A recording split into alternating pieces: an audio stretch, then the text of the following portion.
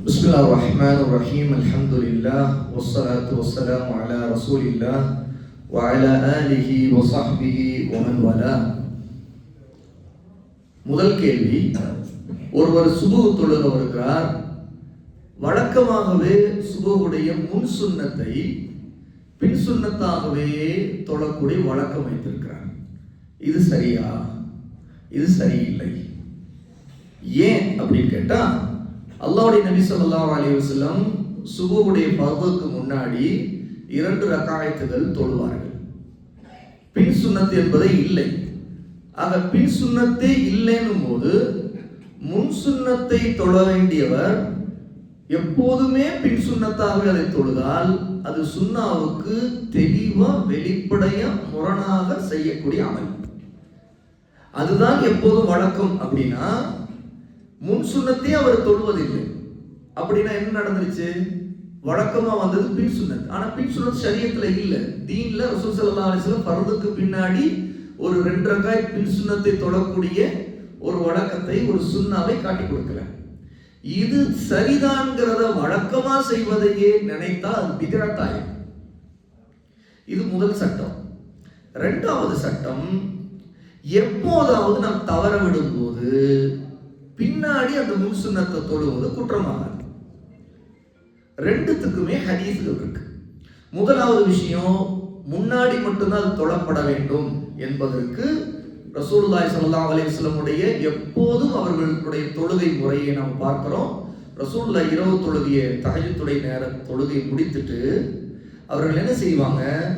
பிலாலுடைய பாங்கு கேட்கும் வரைக்கும் வலது பக்க ஓரமாக ஒருக்கணித்து படுத்து காத்திருப்பார்கள்.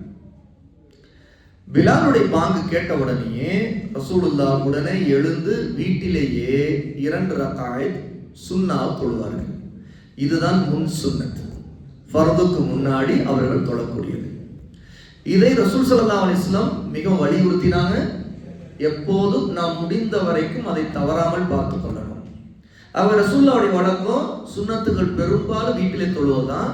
ஒன்று, நாம் வீட்டிலேயே தொழுதுட்டு வருவது மிகச்சிறந்தது. ஆனால் சில நேரத்தில் வீட்டில் அந்த மாதிரி தொழுகிற சூழல் இருக்காது, அல்லது நாம் அதில் தவறிடுவோம். கடைசி நேரமாக இருக்கும். ஆகவே நாம் வந்து தொழலான்னு நினைப்போம். அப்போ என்ன ஆகும்னு கேட்டால், வந்து தொழுவது சிறந்தது தான், தப்பு இல்லை. வீட்டில் தொழுவது சிறந்தது, ஆனால் வந்து தொழ வேண்டும். ஆனால் தவறாமல் தொழுவது சிறந்தது. ஏன்னா சுன்னா முஅக்கதா, வலியுறுத்தப்பட்ட சுன்னாதான் ஃபர்லுடைய சுபுவுடைய முன் சுன்னத். மற்ற எந்த சுன்னத்துகளை விட ரசூல் ஸல்லல்லாஹு அலைஹி வஸல்லம் தவறாமல் தொழுத மிக வலியுறுத்திய ஒரு சுன்னாதான் முன் சுன்னத். அப்போ அந்த வகையில அதை நாம் முதலில் தொழுவதுதான் சுன்னா. 2வது செய்தி, ரசூல் ஸல்லல்லாஹு அலைஹி வஸல்லம் ஒரு தடவை சுபுவுடைய ஃபர்தை முடித்த பிறகு, இமாமத் செய்து முடித்த பிறகு, ஒரு நபி தோழர், அவர் ஜமாத்துல தொழுதவர் திரும்ப அப்புறம் எழுந்து போய் நின்று 2 ரக்காயத்தில் தொழுகிறார். இந்த தொழுகையை ரசூலுல்லாஹ் கவனிக்கிறாங்க. தொழுது முடித்த பிறகு ரசூலுல்லாஹ் கேட்டாங்க, நீங்க என்ன தொழுதீங்க அப்படின்னு கேட்டாங்க.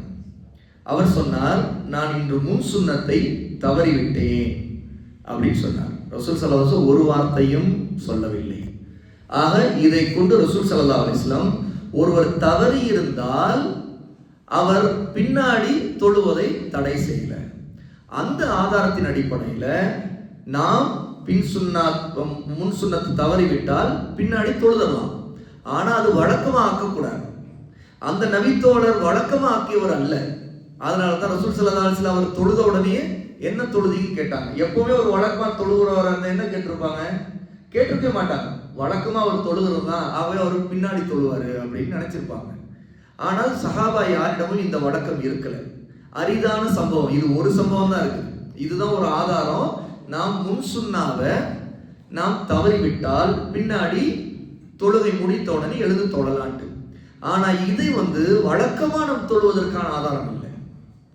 அது எப்போது அரிதா நம்ம தவறி விடும்போது தொழுது கொள்ளலாம். ஆக இதை கவனத்தில் வைத்துக்கணும். இதே செய்தியை கொண்டுதான் உலமா இன்னொரு ஆதாரத்தை எடுத்திருக்கிறாங்க ஒரு விஷயத்துக்கு. இப்ப மற்ற சுன்னத் தொழுகைகள் இருக்கு இல்லையா, புகருக்கு முன் பின்ன இருக்கக்கூடிய சுன்னா, அதே மாதிரி அசர் முன் சுன்னா தான் இருக்குது, பின் சுன்னத் இல்லை. அது மக்ரிபுக்கு முன்னவும் சுன்னா இருக்குது, பின்னாடி சுன்னத் இருக்குது. 2 ரக்காத். அதே மாதிரி ஐஷாவுக்கு முன் சுன்னத்து பின் சுன்னத்து இருக்குது. சரியா? அப்ப இந்த மாதிரியான தொழுகைகள்ல ஒருவர் முன் சுன்னத்தை தவறிவிட்டால் என்ன சட்டம்? இது ஒரு கேள்வி. இந்த கேள்விக்கு பதிலளிக்கும் போது உலமா கல்வியாளர்கள் என்ன சொன்னாங்கன்னா, இதே இந்த சுபுடைய தொழுகையில ஒரு முன் சுன்னாவை தவறிவிட்ட பிறகு பின்னாடி தொழுதாருங்கிற ஆதாரம் வருது இல்லையா, அந்த ஆதாரத்திலிருந்து ஒரு சட்டத்தை எடுக்கிறாங்க. என்னன்னா, ஒருவர் சுன்னத் தொழுகையில் ஏதாவது ஒன்றை எப்போதுமே வழக்கமாக தொழக்கூடியவராக இருந்து, உதாரணத்துக்கு எப்போதுமே நீ துகருடைய முன் சுன்னத்தை தொழுதுருவீங்க, அதான் உங்களுடைய வழக்கம். அல்லது அதே மாதிரிதான் அசருடைய சுன்னத்து முன்ன இருக்குது, அது எப்பவுமே தொழக்கூடியவர், அதுதான் உங்களுடைய வழக்கம். மகரிபுடைய முன் சுன்னத்து 2 ரக்காத் எப்பவுமே நீங்க தவற மாட்டீங்க, வழக்கம். இப்படி வழக்கமாக தொழுது கொண்டே இருந்து திடீரென்று ஒரு நேரத்துல நீங்க ஜமாத்து தான் அட்டன் பண்ண முடிச்சு, முன் சுன்னத் தொழுவதற்கு உங்களுக்கு நேரம் கிடைக்கவில்லை, தவறிவிட்டீர்கள். அப்படி தவறி இருந்தால் நீங்கள் எப்போதும் வழக்கமாக தொழுது கொண்டிருக்கிற அந்த முன் சுன்னத்தை நீங்கள் பின்னாடியும் தொழுது கொள்ளலாம். எந்த ஆதாரம்? இதே சுபுவுடைய வரக்கூடிய செய்தியை வைத்துதான் அந்த ஆதாரத்தை எடுக்கிறாங்க. அப்போ ஒருத்தர் எப்பவுமே ஃபர்லுடைய துஹருடைய முன் சுன்னத் தொழுதுகிட்டே இருக்கிறவர் தான், ஆனா தவறிட்டார். இப்ப பின் சுன்னத் தொழுவார் தான், ஆனா முன்னாடி அவர் தவறினார் இல்லையா, அது இப்போ தொழலாமா? தொழுகலாம், அதையும் தொழுகலாம். எந்த அடிப்படையில? வழக்கமா தொழுதுகிட்டு இருந்தா. அல்லது எப்போதாவது ஒருத்தர் துஹர்ல முன் சுன்னத் தொழுவார் அப்படின்னா அவர் தொழக்கூடாது. அவர் பின் சுன்னத்து பின்னாடி பின் சுன்னத்து தான் வாய்ப்பு இருந்தா தொழுதுக்கலாமே தவிர, நான் விட்டுட்டேன் முன் சுன்னத்தை சொல்லிட்டு அவர் தொழக்கூடாது, அது சுன்னால வராது. ஏன்? அதுக்கு எந்த ஆதாரம் இல்லை. ஆதாரம் எதுக்கு இருக்குன்னா, வழக்கமாக தொழுது வரக்கூடிய ஒன்றை தான் நாம் விட்டால் அதை மீட்டி திரும்ப நம்ம பின்னாடி தொழுது கொள்ளலாம், தவறி விட்டோம் என்பதனால் அப்படிங்கிற அடிப்படை. இதை நம்ம கவனத்தில் கொள்ளணும். இது ஒரு சட்டம். இரண்டாவது கேள்வி, மஸ்ஜிதுடைய ஆதாப். ஆதாப்னா என்ன? ஒழுக்கங்கள். அதப்னா ஒழுக்கம், அதனுடைய பன்மைதான் ஆதாப். ஆதாபுகளில் ஒன்று, நாம் மஸ்ஜிதில் உலக விஷயங்களை பேசாமல் இருப்பது, உலக காரியங்களில் ஈடுபடாமல் இருப்பது. அதில் மிக முக்கியமான ஒன்று, வியாபாரம் சம்பந்தப்பட்ட விஷயங்களை மஸ்ஜிதுக்கு உள்ளே நாம் செய்வது வெறுக்கத்தக்க ஒன்று. வழக்கமா இப்போ அந்த போன் வந்ததுனால வரக்கூடிய ஒரு பிரச்சனைகள்ல ஒரு பிரச்சனை என்னன்னு கேட்டா, நாம மஸ்ஜிதை நோக்கி வந்து மஸ்ஜிதுக்கும் நமக்குமான தொடர்புல தான் நாம இருக்க வேண்டுங்கிற எண்ணத்தோடும் இருந்து, நல்ல எண்ணம், உண்மையான எண்ணம். ஆனால் அந்த போன் என்ன செய்யுதுன்னு கேட்டா, நமக்கிடையே குறுக்கிடுது. எப்படி? வெளியில இருக்கக்கூடிய கால்ஸ், உதாரணத்துக்கு உலக விஷயங்கள் அல்லது வியாபார விஷயங்கள், இந்த கால்ஸ் நமக்கு வரவும், அல்லது ஒரு வாட்ஸ்அப் வரவும், அல்லது குறிப்பா இந்த டிரான்சாக்ஷன்ஸ், பணப்பரிமாற்ற பரிவர்த்தனைகள் சம்பந்தப்பட்ட விஷயங்கள் வரவும், அதுக்கு நாம ரெஸ்பாண்ட், அதாவது பதிலளிக்கவும், ஒரு ரகசிய பதிலளிப்புக்காக நேரத்தை என்ன செய்கிறோம், சில நேரங்களில் மஸ்ஜிதுக்குள்ளே இருந்து அதை தொடர்கிறோம். இது ஒரு வெறுக்கத்தக்க காரியம். அல்லாஹ்வுடைய நபி ஸல்லல்லாஹு அலைஹி வஸல்லம் மஸ்ஜிதுக்குள்ளே எந்த அளவுக்கு ரசூலுல்லாஹி ஸல்லல்லாஹு அலைஹி வஸல்லம் அதனுடைய கண்ணியத்தை பாதுகாக்க விரும்பினாங்க அப்படின்னா, ஒருவர் ஏதாவது ஒரு பொருளை தொலைத்து விட்ட பிறகு அந்த தொலைத்த பொருளை மஸ்ஜிதுக்குள்ளே உள்ளே தேடினால் ரசூலுல்லாஹ் சொன்னாங்க, நீ தொலைத்தது உனக்கு கிடைக்காமல் போகட்டும் அப்படின்னா. ரசூலுல்லாஹ்வுக்கு கோபம் வந்துச்சு, நீ தொலைத்தது உனக்கு கிடைக்காமல் போகட்டும் அப்படின்னா. என்ன காரணம்? மஸ்ஜித் அதுக்குரிய இடம் இல்லை, அதான் அந்த விஷயம். மஸ்ஜிதுடைய நோக்கம் அது இல்லை. அதை எல்லாவற்றையும் வெளி வைத்துக் கொள்ளணும் அப்படின்னு ரசூல் ஸல்லல்லாஹு அலைஹி வஸல்லம் உணர்த்தினாங்க. நமக்கு அந்த மாதிரி கால்ஸ் வருது அப்படின்னா, ஒன்றும் தவிர்க்க முடியாத கால்ஸ் இருந்தால் அதை அப்படியே எடுத்துட்டு வெளியே போயிடணும், மஸ்ஜிதுக்கு வெளியே. அது பிரச்சனை இல்லை, வெளியே போனாலும் ஒன்றும் பிரச்சனை இல்லை. அங்கே கூட பதில் அளிக்க வேண்டியது, பேச வேண்டியது, நாம அங்கே வெளியே நின்று பேசிக்கலாம். உள்ளே இருக்கும்போது கால்ஸ் வந்தாலும் முதல்ல சைலண்ட்ல போட்டுறணும் உடனே, அல்லது அதை அவசியமா எடுக்க வேண்டிய ரொம்ப தவிர்க்க முடியாத காலா இருந்துச்சுன்னா நாம உடனே வெளியே போயிடணும். பொதுவா இந்த மாதிரி விஷயங்கள் தொழுகையில் இருக்கும்போது நம்ம யாரும் செய்ய மாட்டோம். ஏன்னா பாருங்க, தொழுகையில் இருக்கும்போது மஸ்ஜிதுடைய அதவு, தொழுகையின் போது நாம் அதை எப்போதுமே எல்லாமே தவிர்த்துருவோம் இல்லையா. தொழுகையில இல்லாத நேரத்துல கொஞ்சம் கூடுதலான நேரங்கள், முன்னே பின்ன, தொழுகைக்கு முன்னாடியோ பின்னாடியோ நம்ம காத்திருக்கிற நேரத்துல, அப்போ இந்த மாதிரி கால்ஸ், வாட்ஸ்அப், இந்த மாதிரி வியாபாரம் சம்பந்தப்பட்ட விஷயங்கள் வரும்போது நம்ம இருக்கத்தானே செய்யறோம். நம்ம அதுக்காகங்கிறவ அதை வெளியே போகாமலே நம்ம உள்ளே இருந்து பேசுறது அது ஒரு வெறுக்கத்தக்க விஷயம். அதை நம்ம தவிர்த்து கொள்ளணும் இன்ஷா அல்லாஹ். அது நம்ம சில இடத்துல தெரியாம சரி நம்ம யாருக்கு டிஸ்டர்ப் இல்லாம தான் பண்றோம்னு நம்ம நினைப்போம். ஆனா அதுக்கான இடம் இது இல்லை அப்படிங்கிறத நம்ம உணரணும். அதே மாதிரி சில நேரத்துல வந்து இந்த குறிப்பா இந்த டிரான்சாக்ஷன் இப்போ ஜிபே, ஃபோன்பே இதில் வரக்கூடிய அமௌண்ட்ஸ் சரியா, பேமெண்ட் வர்றது, இதோடைய சவுண்டு, இதெல்லாம் சில நேரத்தில் நம்ம வந்து சைலண்ட் மோட்டில் போடாதனால என்ன ஆகும், எல்லாருக்கும் அது கேட்குற மாதிரி அந்த பணம் வந்தது கொண்டது அது இன்டிமேஷன், அந்த செய்திகள் வந்து நமக்கு தெரிகிற மாதிரியே வந்துகிட்டே இருக்கும் இல்லையா. அது எல்லாமே நம்முடைய தொழுகைக்கு இடையூறு தான். நம்மளுடைய தொழுகைக்கும் இடையூறு, பக்கத்தில் இருக்கும் இடையூறு. அதே மாதிரி தான் இந்த ரிங்டோன், இதெல்லாமே வந்து ரொம்ப கவனமாக நாம் வைத்துக் கொள்ளணும். அல்லாஹ் தன்னுடைய காரியங்களை சீராக்குவானாக. மூன்றாவது விஷயம் உங்களுடைய கேள்விகள்.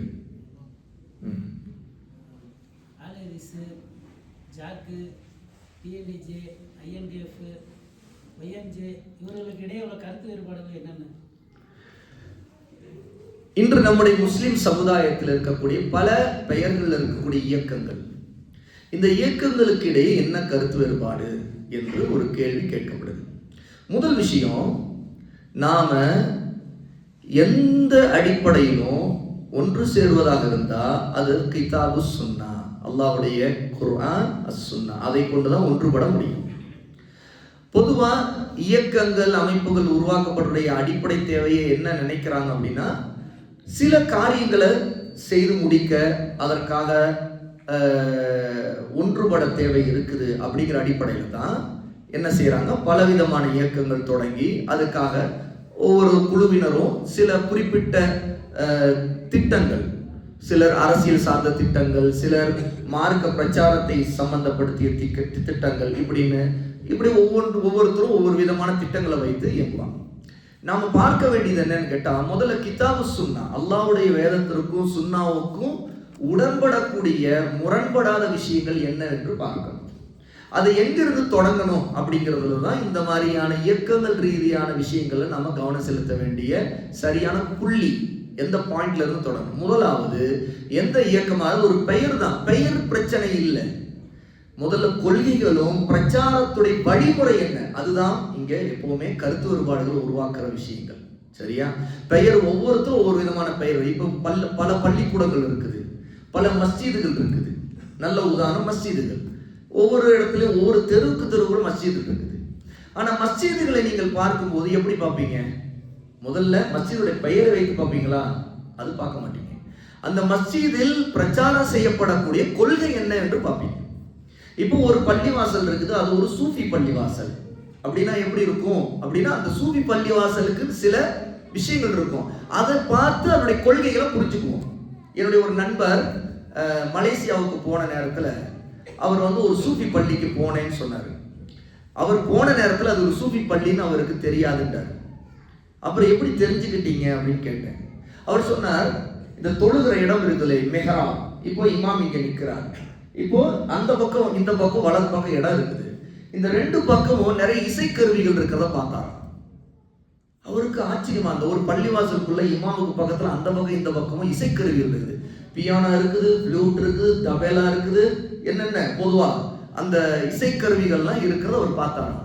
இதெல்லாம் எதுக்கு ஒரு பள்ளிவாசலுக்குள்ள இருக்குது அப்படின்னு சொல்லிட்டு அவருக்கு ஒரு குழப்பமா இருந்துச்சு. அப்புறம் பார்த்தா அவர் கொஞ்சம் கேட்ட பிறகு அது வந்து இசைப்பார்கள் அப்படின்னாங்க மலேசியாவில். அது ஒரு பள்ளிவாசல், அது என்ன பள்ளி, அப்புறம் தான் அது சூஃபி பள்ளின்னு தெரிஞ்சிச்சு. ஏன் கேட்டா, திக்ரு சபையிலேயே அவங்க கூட்டு திக்ருன்னு சொல்லக்கூடிய சப்தமா திக்ரு செய்வாங்களாம். அதுக்கு நின்று கொண்டு திக்ரு செய்வார்கள். அந்த திக்ரின் போது அவர்கள இசைக்கருவிகள் வாசிக்க தெரியும், இசை கருவிகளை கொண்டு வாசித்தே திக்ரு செய்வாங்க அப்படின்னாங்க.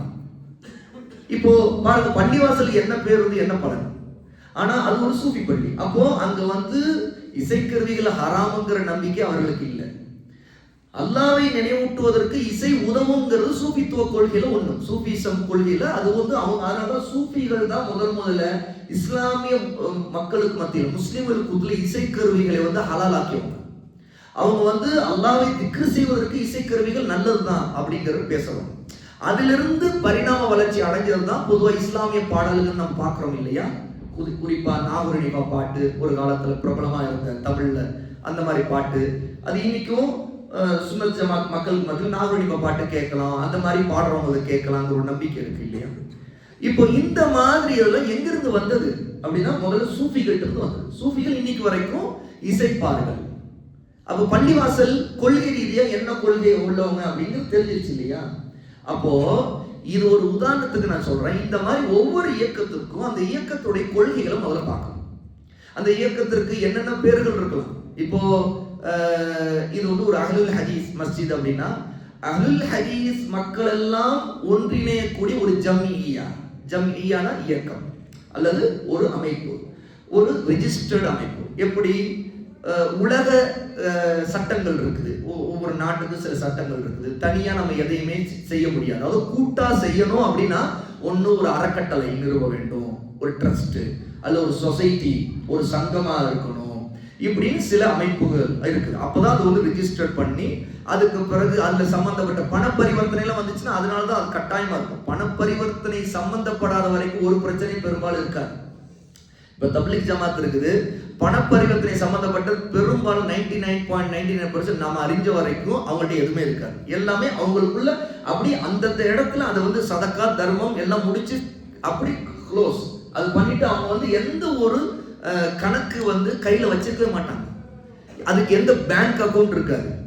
அப்ப அவங்க வந்து ஒரு ட்ரஸ்ட் உருவாக்கணும், ஒரு சொசைட்டி உருவாக்கணும்ன்ற எந்த தேவையும் இருக்காது. அவங்க மிகப்பெரிய மாநாடு நடத்துவாங்க, இஜ்திமா. அந்த இஜ்திமாவுக்காக வசூலும் கொஞ்சம் அவங்களுக்கு தெரிஞ்ச வட்டத்துல ரொம்ப நெருக்கமானவங்க அவங்க ஒரு பெரிய அமௌண்ட்டை அவங்கவுங்க தர்ம சிந்தனையோட போடுவாங்க.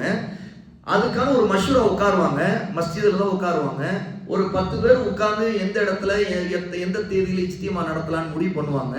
அப்ப அதுக்கான பொருளாதாரம் எவ்வளவு தேவைன்னு ஒரு பட்ஜெட்டையும் ஒரு திட்டம், ஒரு தோராயமா ஒரு திட்டம் போடுவாங்க.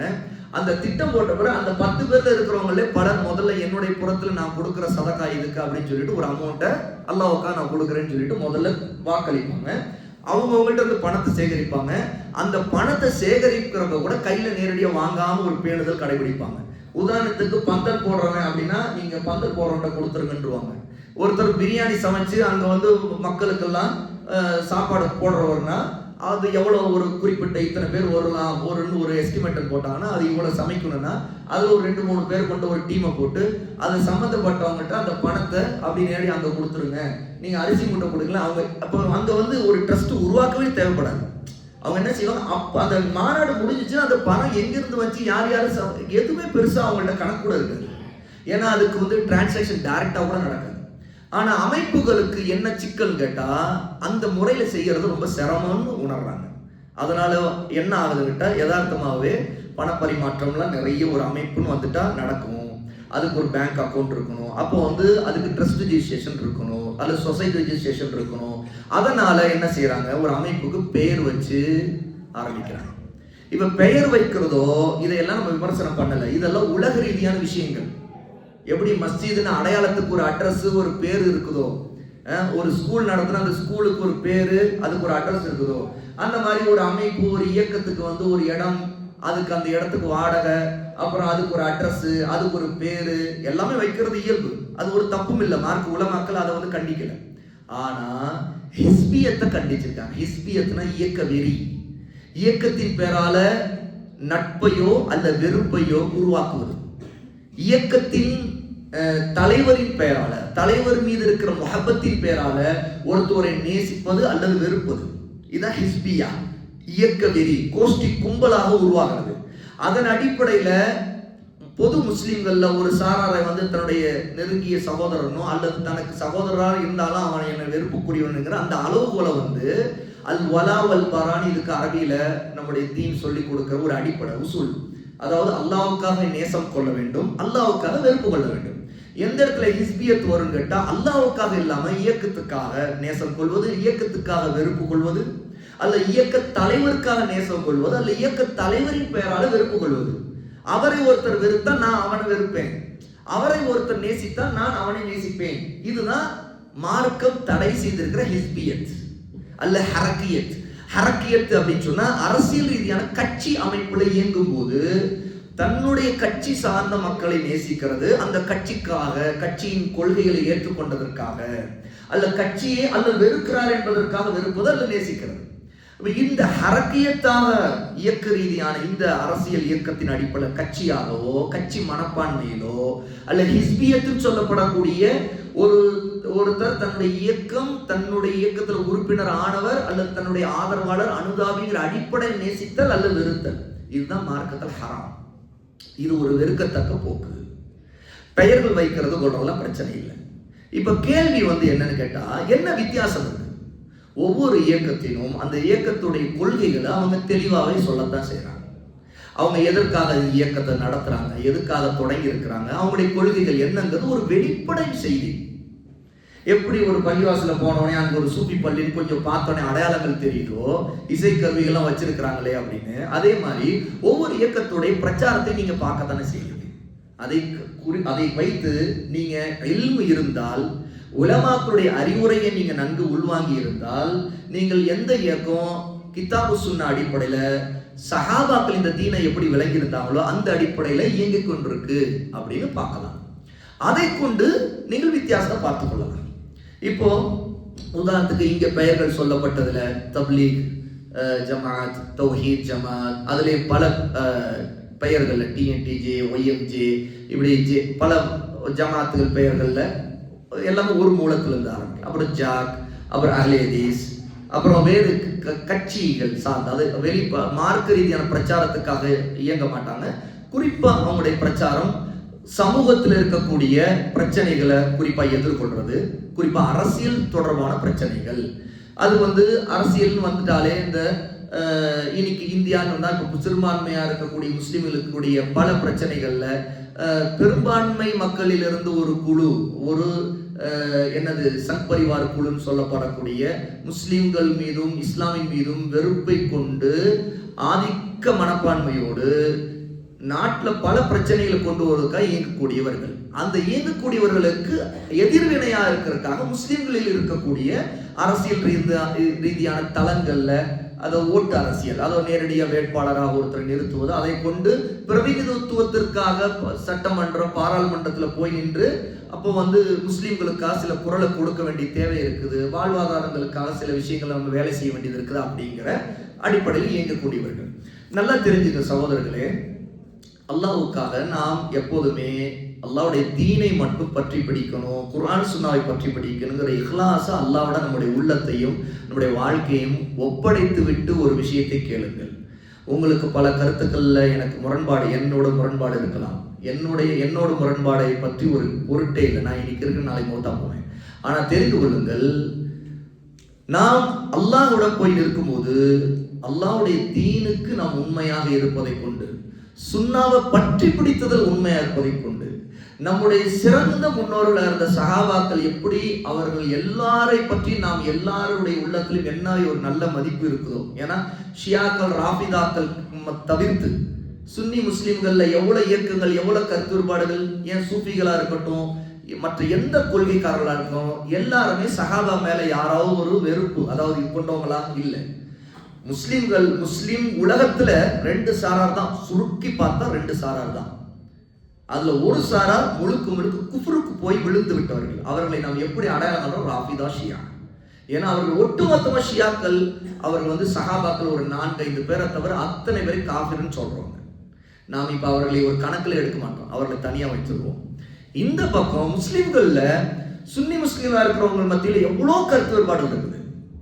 கொஞ்சம் நஞ்சம் இல்லை, ஏராளமான ஒவ்வொரு இயக்கத்திலும் ஒரு தனித்தனி கருத்து வேறுபாடு இருக்கும். ஏன் இப்படி அத்தனை பேரையும் நம்ம ஒரே வட்டத்தில், ராஃபிதா ஷியாவுக்கு எதிர்த்தளத்துல பார்த்தா இவங்க எல்லாம் ஒரு கூட்டம் தான். நாம எல்லாருமே ஒரு கூட்டம் தான். மஸ்ஜிதுகள் இப்படி ஆலிஸ் இருக்கலாம், அங்க சுன்னத் ஜமாத் பள்ளி இருக்கலாம், அந்த பக்கம் இன்னும் 2 தள்ளி பரேவி பள்ளி இருக்கலாம், கபரு வணக்கம் இந்த மாதிரி விஷயங்கள்ல அலட்சியமா ஷிர்கை தைரியமா அவங்க மார்க்கம் நம்பிக்கொண்டு செய்யறவங்க இருக்கலாம். ஆனா நம்ம அவர்களையும் சுன்னி முஸ்லீம் தான் சொல்லுவோம். அந்த வகையில் சுன்னி முஸ்லிம்கள் சுன்னாவை பின்பற்றக்கூடியவர்கள் அப்படிங்கிறத கொள்கை அளவுல ஏற்றுக்கொண்ட விதத்துல, அதாவது செயல் அளவுல அறியாமையின் காரணமா எவ்வளவு முட்டாள்தனத்தினால நம்முடைய மக்களுக்கு மத்தியில், அதாவது மொத்தமும் சுன்னி முஸ்லிம் மத்தியில பல பிதஅத்துகள், ஷிர்கு, குஃப்ரு எக்கச்சக்கமா இருக்கிறது மறுக்க மாட்டோம். ஆனால் ஒன்று, ஷியா ராஃபிதாவுக்கு எதிர்த்தளத்தில் இருக்கக்கூடிய ஒரே கூட்டமா பார்த்தா நம்ம எல்லாரும் ஒரு கூட்டம் தான். இப்போ சொல்லப்பட்ட இயக்கங்கள், பல இயக்கங்கள் எல்லாரும் சுன்னி முஸ்லீம்கள் தான். அதுல என்ன சந்தேகம்? நான் காதியானி ஆனாம யாராவது நம்மள காதியானி சுன்னி முஸ்லீம் சொல்லுவோமா? காதியானிகள் தெளிவு முர்த்ததுகள். எப்படி ராஃபிதா ஷியாக்கள் எப்படி முர்த்ததுகளோ, குஃப்ரில் விழுந்த பெரிய காப்பீர்களோ, அதுல அந்த கொள்கையில இல்லாத பொதுமக்களை நம்ம சொல்ல மாட்டோம். பொதுமக்கள் இருக்கக்கூடியவங்களுக்கு அந்த அறிவே இல்லாதவங்களை காப்பீடு சொல்லக்கூடாது, ஷியாக்களை இருந்தாலும். ஆனா அந்த கொள்கை வெறியோடு, கொள்கை பிடிப்போடு, தாங்கள் கொண்டிருக்கிற கொள்கை சத்தியம் நினைச்சா அவன் ஒரு காப்பீர் தான். ஏன் அவன் என்ன நினைக்கிறான் அப்படின்னா, அவன் சத்தியம் நினைக்கிறான்னா எதுல சத்தியம் நினைக்கிறான்? சஹாபாக்கள் எல்லாம் காப்பீர், இது சத்தியம் அப்படிங்கிறான். உங்களோட நீங்க வச்சிருக்கிற குர்ஆன்ல நீங்க மறைச்சிருக்கீங்க, நிறைய மாத்திட்டீங்க அப்படிங்கிறான், இது சத்தியம் சொல்றான். இந்த மாதிரி எத்தனையா நாங்கள் நம்பக்கூடிய 12 இமாம்களுக்கு இருக்கக்கூடிய சக்தியும் ஆற்றலும் எப்படிப்பட்டதுன்னா, அவருடைய மகத்துவம் எப்படிப்பட்டதுன்னா, நபிமார்களை விட எங்களுடைய இமாம்கள் 12 பேர் உயர்ந்தவங்க, சிறந்தவங்க அப்படிங்கிறான். தெளிவா இதெல்லாம் குஃபர். ஒருத்தர் காஃபிராக இந்த கொள்கையை உறுதியா நம்பினா காஃபிர். ஆகவேதான் ராபிதா ஷியாங்கிற அந்த அதிகார வர்க்கமா இருக்கக்கூடிய ஈரானுடைய தலைமையில அந்த நாட்டை ஆட்சியில் அதிகார வர்க்கத்தை ஒட்டுமொத்த அஹ்லு சுன்னா உலமாக்கள்ல தெளிவான கல்வி உள்ள எல்லாருமே அவங்களுக்கு ராபிதா ஷியாவை காஃபிர் தான் சொல்லியிருக்கிறாங்க. அதே மாதிரி சிரியாவில் ஆட்சி செய்தானே பஷர் அசத், அவனும் தெளிவான ஒரு அவன் நுசைரி. ஷியாக்களை பல கேட்டகரி இருக்கிறாங்க, அதுல நுசைரி ஒரு கேட்டகரி. அவன் ஒரு காஃபிர். அதனால கொத்து கொத்தா இவர்கள் எல்லாம் வந்து சுன்னி முஸ்லீம் நிறைய கொண்டு போயிட்டாங்க. ஏன்னா இவர்கள் எல்லாரும் வெறுக்கப்பட்டவர்கள் அவர்களால். ஆனா சுன்னி முஸ்லீம்ல இருக்கிற பொதுவான எல்லார்ட்டையும் நாம் எல்லாம் கருத்துப்பாடு இருந்தாலும் நல்ல ஒரு விஷயத்தை விளைவிக்கணும். அல்லாஹ்வுக்காக நம்ம உண்மையா இருக்கணும், யாருக்காகவும் இல்லை, அல்லாஹ்வுக்காக. நாம் மார்க்கத்தை கால அல்லாஹ், கால ரசூல், கால சஹாபா, அல்லாஹ் சொன்னது, அல்லாஹ்வுடைய நபி சொன்னது, சஹாபா அல்லாஹ் சொன்னதா நபி சொன்னதா என்ன விலைக்கு இருக்கலாம் அது சொன்னது, அதுதான் தீனுங்கிறது தெளிவா இருக்கும். இந்த அடிப்படைகள் இருக்குல்ல, நான் சொன்ன 3 அடிப்படை, முதல்ல அல்லாஹ் சொன்னது, அடுத்த நபி சொன்னது, இது ரெண்டும் ஹுஜ்ஜத் ஆதாரம். இது ரெண்டையும் சரியா விளங்கிக் கொள்வதற்கான ஆதாரம் எது தெரியுமா? சஹாபா இப்படி விளங்கினாங்க. ஏன் தெரியுமா இந்த இடத்துல இது 3ஆவதா கொண்டு வரோம்னா, நான் ஒன்று சொல்றேன், அவர் ஒருத்தர் சொல்றாரு, இவர் ஒருத்தர் சொல்றாரு, எதிரில் ஒருத்தர் சொல்றாரு, 4 பேர் 4 கருத்து சொல்றோம். இப்போ நமக்கிடையே ஒன்றுபட்டு ஒரு கருத்துக்கு எப்படி வர்றதுன்னா கேள்வி. அப்ப நாம சொல்லுவோம் சஹாபா என்ன சொன்னாங்க அப்படின்னு கேட்போம். அவர் சொல்லுவார் குர்ஆன் ஹதீஸ்ல இப்படிதாங்க இருக்குது பாரு, இது நீங்க விளங்குறது அப்படி, அதே நீங்க சொல்ற குர்ஆன் இது நான் அப்படி விளங்கல, இந்த அவர் நம்ம 2 பேருக்கும் மாறா விளங்குறாரு, இதோ அவர் இருக்காரு, அவரு வேற மாதிரி மாறாரு. 5 இயக்கம்னா 5 இயக்கமும் குர்ஆன் ஹதீஸ் ஏத்துக்கிறது, ஆனா 5 விதமா விளங்குறாங்க ஒரு விஷயத்தை. இப்ப என்ன செய்யறது அப்படிங்கும் போது நாம் சொல்லுவோம், நாம் சஹாபாங்கிற சலஃப் எப்படி விளங்குறாங்க, அவங்க எப்படி இதை புரிஞ்சிருந்தாங்க. அப்ப பார்ப்போம் அவங்களுடைய அகீதா என்ன, அவங்களுடைய மன்னச், அவங்களுடைய வழிமுறை, மார்க்கத்தை விலகி கொண்டு எப்படி அமல் செய்தாங்க, அது என்ன பார்ப்போம். சரி, நான் ஒன்று சொன்னது வேணாங்க, நீங்க சொன்னது வேணாங்க, நம்ம எல்லாமே தப்பா தான் இருக்குது, ஏன்னா அவங்க சொல்றதா சரியா இருக்கும்னு நம்புறோம். ஏன்னு கேட்டா அவங்க நேர்வழியில் இருக்கவங்க, அவங்களுக்கு சொர்க்க நற்செய்தி சொல்லப்பட்டுச்சு, அவங்க சிறந்த சமுதாயம் சொல்லப்பட்டவங்க, நம்ம இதெல்லாம் விட்டுருவோம், அவங்க தான் பின்பற்றுவோம். இதே பதில் தான் தப்லீக் ஜமாத் ஒன்று சொல்றதை பார்க்குறோம் அப்படின்னா, கிதாபு சுன்னா அடிப்படையில சஹாபாக்கு முரண்பில்லாத ஒரு கூற்று, ஒரு கருத்தை அவங்க சொல்றாங்க, நம்ம மறுக்க போறது இல்லை. ஏன்னா அதுல அவங்களா இருந்தாலும் நாமளா இருந்தாலும் எல்லாமே சுன்னி முஸ்லீம்கள் எல்லாமே எடுத்துக்கணும் அப்படின்னு சொல்லுவோம். ஆனா தப்லீக் ஜமாத் ஒன்று சொல்லுது அல்லது ஒன்று செய்யுது, பார்க்குறோம் இப்படி ஏதோ சஹாபாக்கள் இப்படி சொல்லி கொடுத்துருக்காங்க தீனை, என்னங்க ஆதாரம் அப்படின்னு அவர் ஒருத்தர் விளக்க சொல்றாரு. இப்படிங்க இப்படிங்க ஆதாரம், இப்படிங்க 40 நாள் சில்லா போறதுங்க, என்னங்க எப்படிங்க 40 நாள் சில்லா போறதுங்கிறீங்க, என்னங்க ஆதாரம்? மூசா அலைஹிஸ்ஸலாத்து வஸ்ஸலாத்தை பத்தி அல்லாஹ் என்ன சொல்றான், நீங்க படிக்கலையா? ஆமா, மூசா அலைஹிஸ்ஸலாம் சில்லாலாம் போலையே. இல்ல சில்லா போகல, ஆனா 40 நாள் அல்லாஹ் அவங்களுக்கு வாக்களிச்சான்ல, தூசினா மலையில போய் இருக்க சொல்லி. அந்த 40 நாள் மூசா அலைஹிஸ்ஸலாத்து வஸ்ஸலாம் அங்க போய் இருந்தாங்கல்ல, அந்த மாதிரி அதுல இருந்து அந்த 40க்கான ஆதாரத்தை நாங்க எடுத்திருக்கிறோம். அவங்க 40 நாள் ஜமாத் போறது இது ஒன்றும் தப்பு இல்லை. குர்ஆன்ல மூசா 40 நாள் தூசினாய் மலைக்கு போனாங்க இருக்குது அப்படின்னு சொன்னா நம்ம சொல்லுவோம்.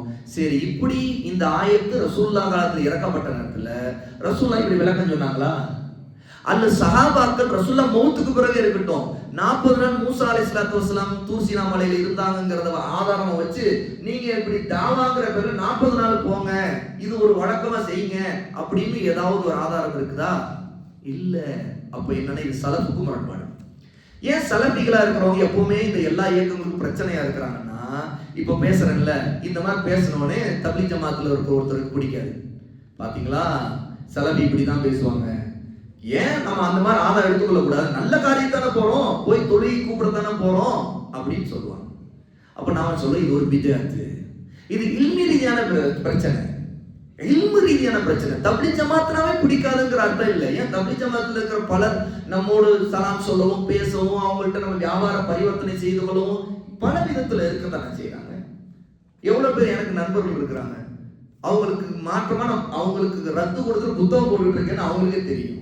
புத்தகம் போட்டிருக்கிறோம், நம்ம ஒவ்வொரு பல வழிகட்ட கொள்கைகளை பத்தி புத்தகம் போட்டிருக்கிறோம். இதை டிஎன்டிஜே சொல்றாங்க, தவ்ஹீத் ஜமாத் சொல்லப்படுறது. சஹீஹான ஆதாரபூர்வமான ஹதீஸ்கள் குர்ஆனுக்கு முரண்படவும் செய்யும் அப்படிங்கிற ஒரு விதிய, ஒரு மிக பிதஅத்தான ஒரு கொள்கைய சமூகத்துல ஒரு 15 வருடங்களுக்கு முன்னாடி சொல்ல ஆரம்பிச்சாங்க. சரியா? குறிப்பா 2003 அல்லது 2 வாக்குல இந்த பிரச்சாரம் ஆரம்பிச்சிச்சு. ஏறத்தாழ 20 வருஷத்துக்கு மேல ஆயிடுச்சு. அப்போ இந்த பிரச்சாரம் இது ஒரு வழிகேடான பிரச்சாரம் அப்படின்னு நம்ம சொல்லாம இருக்க முடியாது. ஏன்னா இது இல்மி ரீதியான பிரச்சனை. தௌஹீதை கொண்டு நாம் அவர்களை நேசிப்போம், அப்படிதான் நேசிக்க செய்தோம். ஆனால் இந்த மாதிரியான வழிகளை பார்க்கும்போது நாம் அவர்களுக்கு தனிப்பட்டதுல ஒரு சகோதரன், என்னுடைய ஒரு முஸ்லிம் சகோதரன் இப்படி ஒரு வழிகேடான கொள்கைக்கு போறானேங்கிற கவலை இருக்கும். அதே நேரத்தில் நாம் இந்த கொள்கை சம்பந்தப்பட்ட கண்ணோட்டத்தை அவர்களை விட்டு விலகி இருப்போம்.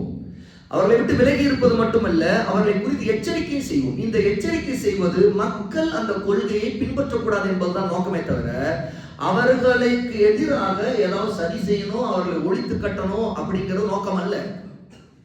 அவருடைய இந்த பிரச்சாரம் ஒரு மிகப்பெரிய பலாலா, வழிகேடு. இது ஒரு பிதஅத்தான பிரச்சாரம். இதற்கு தர்க்க ரீதியான வாத பிரதிவாதங்கள்லாம் தனியா நம்ம அணுகிக்குவோம். ஆனால் மக்களுக்கு இந்த வழிகட்டை பின்பற்றாதீர்கள் சொல்லுவோம். அவங்க டிஎன்டிஜே பேர் வச்சாங்க அப்படிங்கிறதுக்காக அது இல்லை. அல்ல, அதிலே பல கூறுகளாக பல அவங்களுக்கு மத்தியில கருத்துக்கள் பிரிஞ்சு ஒய்எம்ஜே ஆனாங்க, அப்புறம் ஐஎன்டிஜே ஆனாங்க. இதனால இல்லவே இல்லை. அதே ஐஎன்டிஜிலேயோ ஒய்எம்ஜிலேயோ இருக்கிற சகோதரர்கள் நமக்கு தெரிஞ்சவங்க இருக்கிறாங்க, என்னிடம் பேசுறவங்க இருக்கிறாங்க, நாம அவங்கள்ட்ட பேசுறோம். அதே நேரத்தில் நான் அவங்களுக்கு மறுப்பும் கொடுப்பேன். அல்லாஹ்வுக்காக கொடுக்குறது இது சத்தியம்னா யார் விளங்கி கொள்றாங்களோ எடுத்துக்கொள்வாங்க. இல்ல இதைய அசத்தியம் நினைக்கிறவங்க அந்த கருத்தில் நிலைச்சிருப்பாங்க. அல்லாஹ் நாடினா அவங்களுக்கு ஒரு நாள் அதில் தெளிவு தரலாம், நாம நம்புவோம், நம்ம துவா தான் செய்வோம். ஆனா தலாலத்தை வழிகேட எந்த சமரசம் இல்லாமல் மறுப்பதில் நாம் எப்போதும் பின்வாங்க மாட்டோம். இது அஹ்லுஸ் சுன்னாவுடைய சலபியுடைய பாதை. அதனால தான் சலபிகள் எப்போதுமே சில பிரச்சனைக்குரியவர்களாக ஆகிறது காரணம் இதுதான், வெளிப்படைய உடைச்சிருப்பது. ஆனா மசாயில் பிரச்சனைகள்ல அந்த அளவுக்கு கடின போக்கு காட்ட மாட்டோம். இப்ப இதே மதுஹபுக்கும் நமக்கும் இடையே இப்ப தொழுகை முறைன்னு எடுத்துக்கொண்டா, ஹனபி ஒரு தொப்புளு கீழே கை கட்டுவது அப்படின்னு இருக்குது. ரஃபியதைன் கைகளை உயர்த்தி இறக்குவது, ருக்குவுக்கு முன்னாடி ருக்குவுக்கு பின்னாடி, இதை செய்ய மாட்டோம் அப்படின்னு நினைக்கிறது. இது மசாயில் ரீதியான கருத்துப்பாடு. இதை நம்ம ரொம்ப காட்டமா இதை பற்றி கண்டிச்சு பேசுவது, இதன் மூலமா அந்த ஒரு சாராரை வெறுப்புக்கு ஆக்குறது, மக்கள் மத்தியில் அவங்களை எதிர்ப்பா அவங்களை வெறுக்கும் விதமா பேசு, இதெல்லாம் வரவும் இல்லை. அதை நம்ம செய்ய மாட்டோம். அது ஆரம்பத்துல வேணா சில தௌஹீது பெயரால உள்ள பிரச்சாரத்துல அது அவங்கள சுன்னத் ஜமாத்து சில விஷயங்களை வரவு மீறிய நேரத்துல தௌஹீதுல இருக்கிற மக்கள் அதுக்கு பதிலடி கொடுக்கிற நேரத்துல சில வரவு மீறிய வார்த்தைகள் வந்திருக்கலாம், அல்லாஹ் மன்னிக்கணும். ஆனா பொதுவா அஹ்லுல் ஹதீஸ் உடைய கொள்கை, அஹ்லுஸ் சுன்னத்தி வல் ஜமாஅவுடைய கொள்கை, அஸ்ஸலஃபு ஸாலிஹுடைய பாதையினுடைய சலஃபியுடைய கொள்கை, மதுஹபுகளுடைய நிலைப்பாடுகளை வரட்டுத்தனமா மூர்க்கமா ஒட்டுமொத்தம் மசாயில் பிரச்சனைகளை பெரிய பூதாகரமாக எடுத்துக்கொண்டு சண்டை போடுவது இல்லை. ஆகவேதான் சலபி பல நேரத்துல 8 ரக்காயத்தை 20 ரக்காயத்தை மட்டும் நாங்க பெருசா எடுத்துக்க மாட்டோம். எங்களுடைய ஷேக்ல மகத்தான ஷேக்கா நாங்க ரொம்ப இந்த நூற்றாண்டுல கருதக்கூடிய மிகச்சிறந்த அறிஞர், உயிர் வாழ்ந்துட்டு இருக்கிற அறிஞர், இப்போ கிராண்ட் முஃப்தியா அல் முஃப்தியுல் ஆமாக இருக்கிற ஷேக் சாலிஹ் அல் ஃபௌசான், அல்லாமா ஃபௌசான் ஹபிதகுல்லாஹ், அவங்க தராவி 20 ரக்காத் தொழுலன்னா பத்துவா கொடுக்குறாங்க. இமா இப்னு தைமியா ரஹிமஹுல்லாஹ் தராவி தொழலான்னு பத்துவா கொடுத்துருக்காங்க. இப்படி எத்தனை சலஃப்ல எவ்வளவு உலமாக்கள் 20 ரக்காத் ஓகே சொல்லியிருக்கிறாங்க. அப்ப எதுக்கு இப்படி சொன்னாங்க? ஏன்னா சில ஆதாரங்கள் அந்த கருத்துக்கு இடர்பாடு இருக்குது. அதுல இது மதுஹபில் இருக்கக்கூடிய இந்த பிரச்சனையை எடுத்து மூர்க்கமா இதை எதிர்க்க வேண்டிய தேவையில்லை. அப்போ அதே நேரத்தில் சுன்னா ரசூல் ஸல்லல்லாஹு அலைஹி வஸல்லம் 11 தான் தொழுதாங்க. அவை தொழுவோம். கூடுதலா தொழுதால் அனுமதியா? அனுமதி உண்டுங்க. விரும்பினா தொழுதுக்கலாம். இது ஒரு உலமாக்கள்கிட்ட இருக்கிற கருத்து வேறுபாடு. இதுக்கு நீண்ட வாத பிரதிவாதம் பண்ண வேண்டிய தேவை இல்லை. நீங்க அல்லாஹ்வை தொழுகிறீங்க, இது பிதஅத்தா சுன்னத்தாங்க சம்பந்தப்பட்ட பிரச்சனை இல்லை. ஆகவே இதுல கூடுதலா ஒருத்தர் தொழ விரும்புறவர் 20 நான் தொழு விரும்புறேன், தப்பு இல்லையா? அது தப்பு இல்லை. நீங்க தொழுதுங்கன்னு சொல்லுவோம். நீங்க தொழுவீங்களா? இல்ல நான் தொழ மாட்டேன், நான் இருக்கிற நிலைப்பாடு 8 ரக்காய் தொழுது 3 ரக்காய் சுன்னத் தொழுது முடிச்சுக்கணும்னு நினைக்கிறேன், ஏன்னா அது போதுமானது நினைக்கிறேன். சரி, அப்ப கூடுதலா தொழலாமா? 2 தொழுதுக்கலாம் அப்படி சொல்லுவோம். இது எதற்காக சொன்னேன்னா, இந்த மாதிரி கருத்து வேறுபாடுகள் இயக்கங்களுக்கு மத்தியில் இருந்தால் எந்த இயக்கத்தையும் நாம் அந்த காரணங்களுக்காக குறை சொல்ல மாட்டோங்கிறேன். இதை புரிந்துக்கணும். அஹ்லே ஹதீஸுடைய கொள்கைகள்ல இந்த மாதிரி இயக்கங்களுக்கு மத்தியிலேயே தப்லீக் ஜமாத்துல சில மசாயில் சம்பந்தப்பட்ட கருத்து வேறுபாடு முக்கியமா வச்சு தப்லீக் ஜமாத்தை விமர்சனம் செய்திருக்கிறாங்களா உலமாக்கள்னா இல்ல. மசாயில் சம்பந்தமாக அவர்களிடம் இருக்கக்கூடிய சூஃபி கொள்கைகள், ஷிர்க் பிதஅத்தை கண்டிக்காம அதற்கு ஆதரவளிக்கக்கூடிய போக்கு, அவருடைய ஜமாத்துடைய முறை, அதனுடைய சிஸ்டம்ல இருக்கக்கூடிய பிதஅத்துகள், அதே மாதிரி அவங்க வாசிக்கக்கூடிய தாலீம் கிதாப் இருக்குது, அமல்களின் சிறப்பு புத்தகங்கள், அதில் இருக்கக்கூடிய பல சூஃபி கருத்துக்கள், குஃப்ரான கருத்துக்கள், அதற்கு பதிலடி கொடுத்தல், இந்த அடிப்படையில் அதே மாதிரி அவங்களுடைய தாவால தௌஹீத் முன்னிலைப்படுத்தப்படாமல் இருக்கிறது. அவங்க எப்போதுமே அமல்கள்ல கவனம் செலுத்துற அளவுக்கு அகீதாவுக்கு கவனம் செலுத்தாம, தௌஹீதுக்கு கவனம் செலுத்தாம, ஷிர்கை கண்டிக்காம இருக்கிறது. நான் தப்லீக்ல இருந்தா வந்தாரு, நான் தப்லீக்ல அமீராவும் இருந்தாரு, எனக்கு நல்லா தெரியும். அப்போ அந்த இடத்துல நம்ம இருந்த நேரத்துல என்ன மனநிலையில நம்ம எப்படி வளர்ந்தோங்கிறத நம்ம அறிஞ்சது. அதுக்கு பிறகு கொள்கைகள் கல்வி கிடைக்க அல்லாஹ்வுக்காக விட்டோம். இன்னும் சொல்ல போனா அந்த நேரத்துல தப்லீகை விட்டு வெளிவரும்போது கவலை தான் இருந்துச்சு. இவங்க அகீதாவோட சரியாகி சுன்னாவை பற்றி பிடித்து இந்த வெறித்தனமான தக்லீதை பற்றி பிடித்து ஹக்க மறுக்காம இருந்தாலும் நம்ம இவங்களோட தானே இயங்குவோம் அப்படின்னு நினைச்சோம். அதுதான் ஒரு 20 வருஷத்துக்கு முன்னாடி தப்லீகை விட்டு நான் வெளிவரும் போது நினைச்சது. தப்லீக்ல இருந்தவங்க எல்லாருமே கடுமையா என் மேல கோபப்பட்டாங்க. ஏன்னா எல்லாமே நெருக்கமான தோழர்கள், அவங்களோட தான் பயணம் செய்திருக்கேன், அவங்களோடய தங்கியிருக்கேன், அவங்களோடய சாப்பிட்டுருக்கேன், எல்லாம் ஒரு சகல்ல உட்காந்து ரவுண்டு கட்டி சாப்பிடுவோம், அவங்களோட சமைப்போம், எல்லாமே செய்வோம். கிருஷ்ணகிரியில் அப்போ நான் இருந்த காலத்துல கிருஷ்ணகிரியில் இருக்கக்கூடிய 5 பள்ளிவாசல்ல 5 நேரத்துக்கும் சுபுக்கு பிறகு, துஹருக்கு பிறகு, அசருக்கு பிறகு, மகரிப் பிறகு, இஷாவுக்கு பிறகு தொடர்ந்து பேசுவேன். அப்ப அவ்வளவு பரிச்சயமா நாம இருந்தாலும் அந்த நேரத்துல அல்லாஹ்வுக்காக விட்டுட்டு வந்தோம். அல்லாஹ்வுக்காக இந்த பாதை சரியில்லை, இது இந்த பாதையில போறது சரியில்லை அப்படின்னு சொல்லிட்டு வந்தோம். அப்ப கூட எனக்கு அமீரா இருந்த உங்ககிட்ட நான் ரொம்ப அவரை கன்வின்ஸ் பண்றதுக்காக பக்கமா ஆதாரங்களை கொடுத்து கடிதங்கள் எழுதி, இதை நீங்க சிந்திச்சு பாருங்க, இதை படிச்சு பாருங்க, இது ஒரு தப்பான பாதை இது அப்படின்னு சொல்லி விளக்க மாட்டேன். அவர் அந்த கடிதத்தை கூட நான் படிக்க மாட்டேன்னு சொன்னார். மறக்கவே முடியாது. அப்போ எதுக்காக ஒரு ஜமாத் மேல நமக்கு என்ன அந்த திடீர்னு ஒரு மக்கள் மீது வெறுப்பு வந்துருமா? திடீர்னு தௌஹீத் ஜமாத்தா இருக்கிற ஒருத்தட்ட வெறுப்பு வந்துருமா? திடீர்னு என்னது இன்னைக்கு எவ்வளவு இயக்கங்கள் இருக்காங்க, திடீர்னு எஸ்டிபிஐ உடனே வெறுப்பு வந்துருமா? வராது, அப்படி வராது. ஏன்னா நமக்கு நல்லா தெரியும், என்னோட இருக்கிற சகோதரன், என் பகுதியில் இருக்கிறவன், என்னோட சலாம் சொல்றவன், என்னோட பக்கத்தில் தொழுகிறவன் தான் அந்த குறிப்பிட்ட இயக்கத்தில் இருக்கிறான். ஏன் நம்முடைய சொந்த குடும்பத்தில் இருப்பாங்க, நம்முடைய அண்ணன் இருப்பார், தம்பி இருப்பார். ஆகவே இந்த வெறுப்பு என்பது தனிநபர்கள் மீது வெறுப்பு அல்ல. இன்னும் சொல்ல போனா பாமரர்களா இருக்கிறவர்கள் மீது நம்ம கருணையும் அந்த சகோதரத்துவத்துல அவங்களுக்கு தெளிவும் இல்மும் கிடைக்க வேண்டும் என்கிற ஏக்கமும் தான் உள்ளத்திற்குள்ள பொங்கிக் கொண்டே இருக்கு. உதாரணத்துக்கு என்ன எடுத்துக்கொள்ளுங்க, கடந்த வருடம் நான் லேசா அந்த ஆர்ப்பாட்ட போராட்டங்கிற முறை சுன்னாவுக்கு மறுநாடுதுன்னு கொஞ்சம் சொன்னேன். அப்போ அது வரைக்கும் இல்மு தேடுவதற்கு கொஞ்சமாவது இங்க உட்கார்ந்து சில விஷயங்களை காது கொடுத்து கேட்டிருந்த ஒரு சில நபர்கள், அவர்கள் யாரு கூட இன்னைக்கு எனக்கு தெரியாது. ஆனா சில சகோதரர்கள் எனக்கு சொன்னாங்க, நீங்க ஆர்ப்பாட்டம் போராட்டம் தவறுன்னு சொன்னதுனால அவங்க வர்றதே இல்லைன்னு. நான் அவங்களுக்கு துவா தான் செய்றேன். ஏன்னா இன்னைக்கு அப்படி இருப்பாங்க, அல்ல நாடினா அவங்களுக்கு ஒரு நாள் தெளிவு கிடைக்கல. ஏன்னா நாமளும் ஒரு கட்டத்துல அதே ஆர்ப்பாட்ட போராட்டத்துல இருந்தோமே, நான் மறுக்கவே மாட்டேன். நான் ஒரு காலத்துல ஆர்ப்பாட்ட போராட்டத்துல கொடி பிடிச்சுட்டு போய் நின்று இருக்கிறேன், ஆர்ப்பாட்ட போராட்டத்துல உரையாற்றி இருக்கிறேன். திடீர்னு ஒருத்தர் வந்து உரையாட்டிட்டு இருந்தவர் அப்படி திடீர்னு மாறி திரும்ப அவருக்கு ஏதோ ஒரு பெரிய பதவி ஒண்ணு கொடுத்து பெரிய ஒரு இயக்கத்துல தலைவனாக என்னை ஆக்கிட்டாங்க. திடீர்னு வந்து நான் உங்களுக்கெல்லாம் நான் எதிரி இப்போ அப்படின்னு ஆகிறதுக்கு இல்லை. நம்ம அல்லாஹ்வுக்காக தீனை நேசிக்கிறோம். அந்த தீன்ல இருக்கிற மார்க்க இல்ம சட்டங்களை விலகி கொள்வதற்கு நாம் முயற்சி செய்யறோம். அப்போ தெளிவாக கிடைக்கும் போது நாம் எதை நாம் பின்பற்றணுமோ அந்த குறிப்பிட்ட போக்கை கைவிட்டணும். அது தெளிவா தவறு அப்படின்னா நமக்கு தெரிஞ்ச சகோதரர்கள் சொல்றோம், இந்த பாதை போகாதீங்க, இது தவறு, இது மார்க்க சொல்லுது, இல்ம கத்துக்குங்க, தேடுங்க அப்படின்னு சொல்றோம். ஆரம்பத்துல தப்லீக் ஜமாத்துல அவ்வளவு ஈடுபாடா இருந்தவர் எப்படி திரும்ப வெளியே வராரு? அதே மாதிரி தௌஹீத் ஜமாத்துல ஆரம்பத்துல நேரடியா உறுப்பினரா நான் இல்லாவிட்டாலும் ஆரம்பத்துல ஒரு சொல்லணும் அஹ்லீதிஸ்னு ஒரு கூட்டத்தார் எனக்கு சுத்தமா தெரியாத ஒரு காலகட்டம். அது அவங்கள யாரும் பார்த்ததில்லை. அந்த மஸ்ஜிதுக்கு தெரியும், நான் இருந்த பகுதி, நான் வளர்ந்த பகுதியில் அந்த பக்கம் அதெல்லாம் பார்த்ததும் இல்லை. ஆனால் நான் வந்து அப்ப அறிமுகமானவன தௌஹீத பேசுறாங்க, ஷிர்க்க கண்டிக்கிறாங்க, பிதத்தை கண்டிக்கிறாங்கன்னு அறியப்பட்ட தமிழ் பேசக்கூடிய மக்களுக்கு உடனே யார் அறிமுகமானாங்க? பிஜே இருந்தாரு, கமாலுதீன் மதீன் இருந்தாங்க.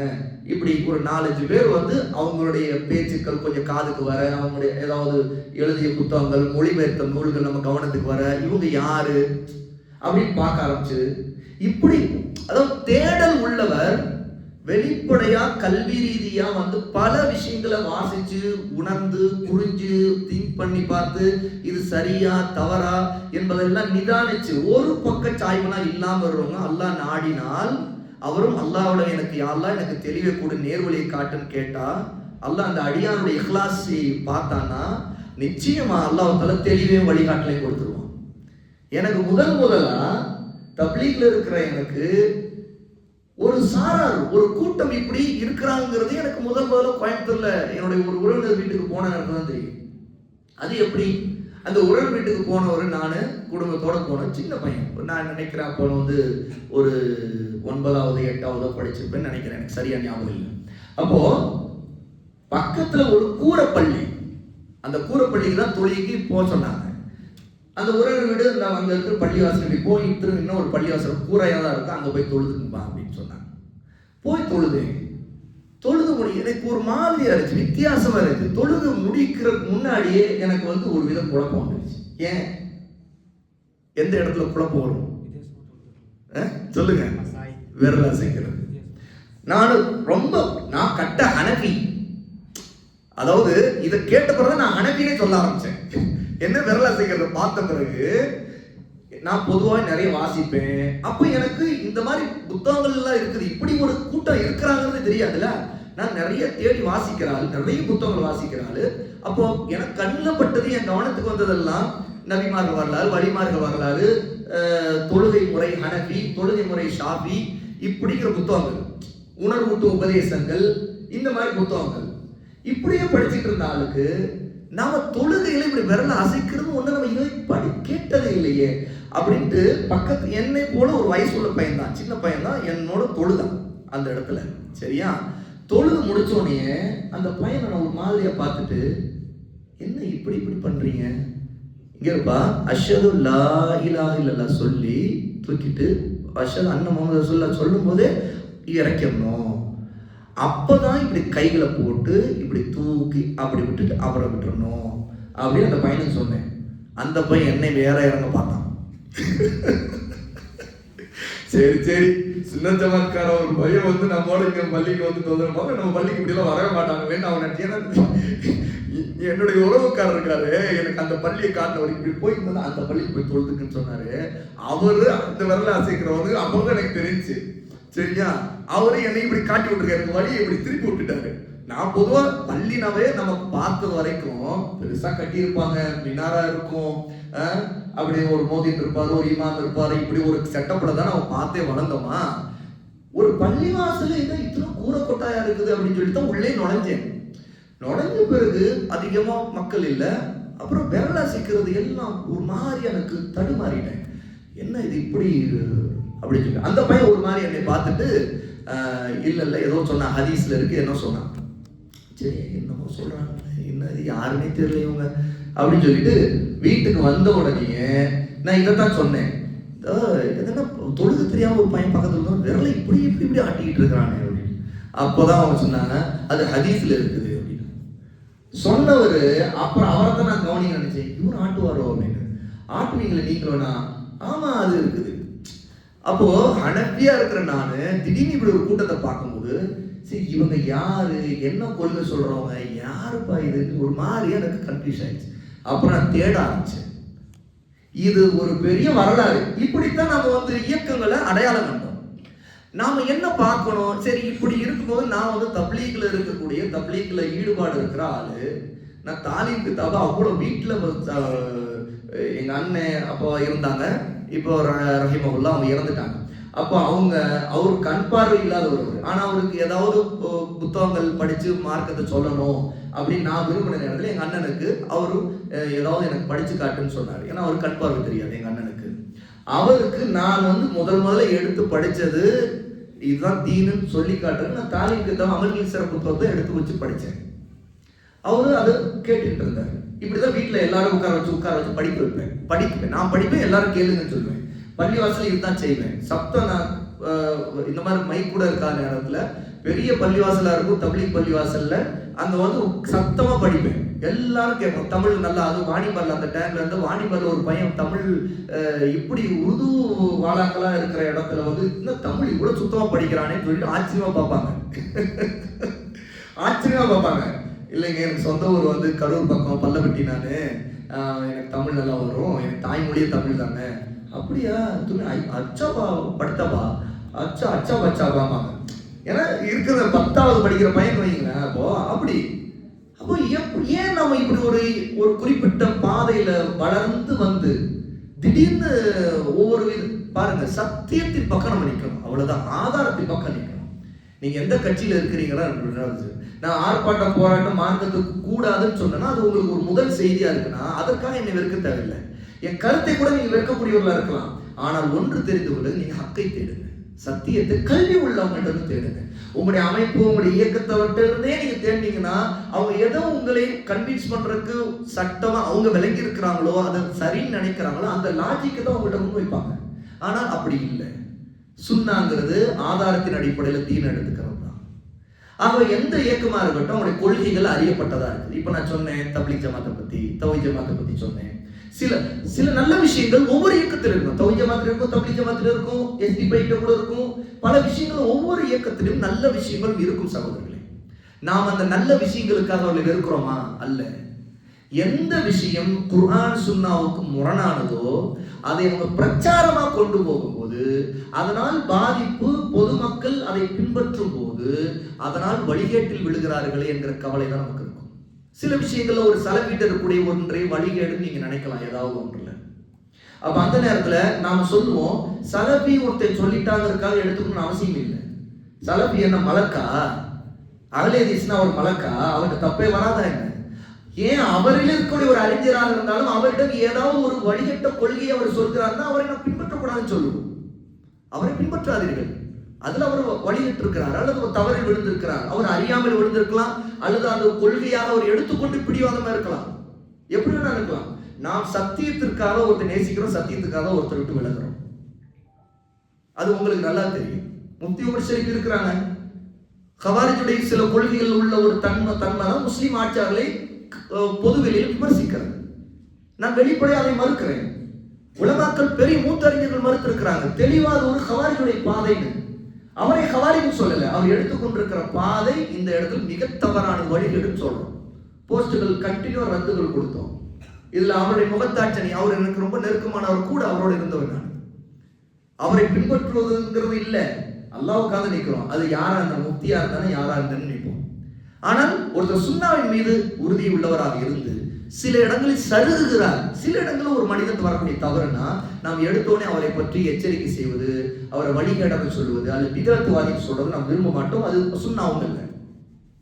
ஒருத்தரிடம் அவருக்கு சுட்டி காட்டப்பட்டு அவர் அதிலே தான் கொண்டிருக்கிற கொள்கையை அதை சத்தியம் என்று நம்பி தொடர்ச்சியாக மக்களை அதன் பக்கம் அழைக்கக்கூடிய ஒரு பிரச்சார பரப்புரையை எடுத்தால், அப்போது அதனுடைய பாதிப்பையும் நாம் பார்த்தால் நாம் வேடிக்கை பார்க்க மாட்டோம். அதுக்கு வயசை கவனிக்க மாட்டோம், மூத்தவரா இளையவரா பார்க்க மாட்டோம். வழிகேடுனா வழிகேடு, முடிஞ்சு போச்சு. இது மசாயில் பிரச்சனை இல்லை அப்படிப்போம். எது கொள்கை ரீதியாக உசூல் சம்பந்தப்பட்டதாக இருக்குதோ, உசூல் என்னது? ஃபவுண்டேஷன், மார்க்கத்துடைய அடிப்படைகள், சலத்து ஆரம்பத்திலிருந்து வந்திருக்கிற அடிப்படை.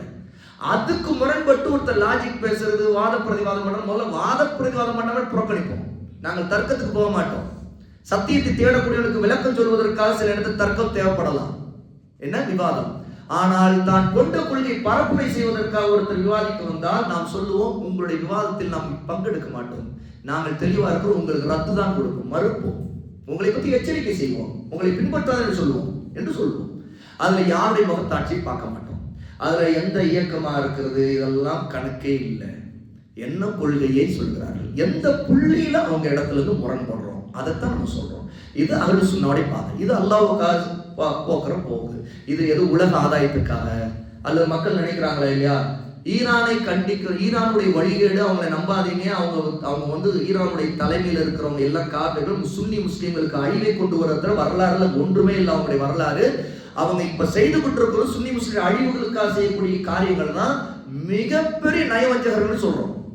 என்ன, ஈரானிய ராபிதா காபிர்களை.